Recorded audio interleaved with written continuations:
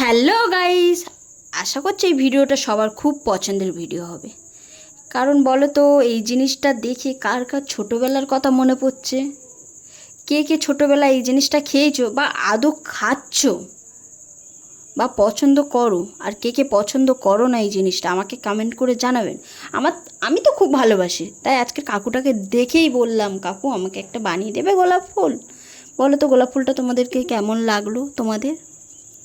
আমি নতুন ভিডিও বানাচ্ছি, আমার ভিডিওতে যদি কিছু ভুল হয়ে থাকে প্লিজ বাজে কমেন্ট করবেন না।